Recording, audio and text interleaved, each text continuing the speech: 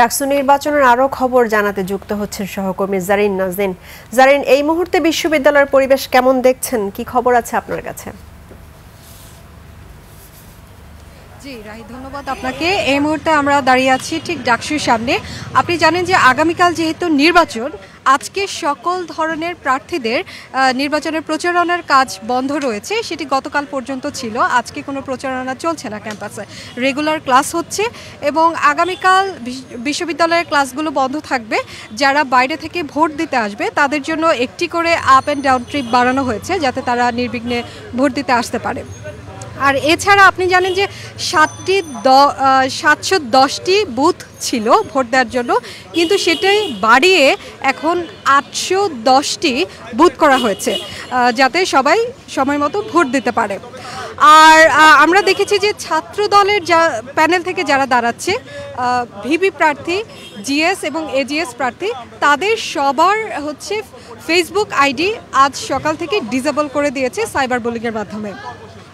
এখন কর্তৃপক্ষের কী ধরনের প্রিপারেশন সেটা জানার জন্য আমরা চলে যাব একজন প্রার্থীর কাছে।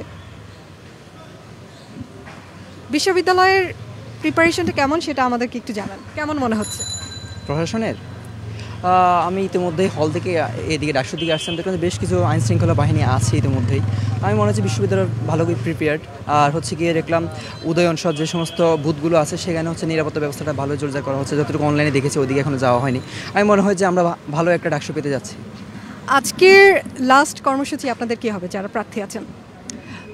প্রচারণা আনুষ্ঠানিকভাবে কালকে রাত 11টায় বন্ধ ছিল, তো আজকে গিয়ে আনুষ্ঠানিক প্রচারণা তেমন কিছু হচ্ছে না। কিন্তু আমাদের যে ভোটার আছে তাদের সাথে কথা বলছিলাম, তারা মোটামুটি যে প্রচারণা একটা আমেজ ছিল, উৎসবমুখর পরিবেশ, সেটা এখন মিস করছেন। কারণ যারা রোমে ছিল দেখা যাচ্ছে যে আধা ঘন্টা পরে রোমে আসলেই পুরো রোম গিয়ে লিফটেডে স্তূপ হয়ে যেত, সেটা এখন তারা মিস করছেন। এই যে মাত্র 4-5 ঘন্টা হয়েছে আজকে দিনের, আজকে একটা লিফটেডও আসে নাই।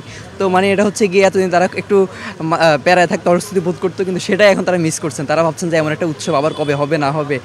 মোট কথা তারা এটা এনজয় করছে।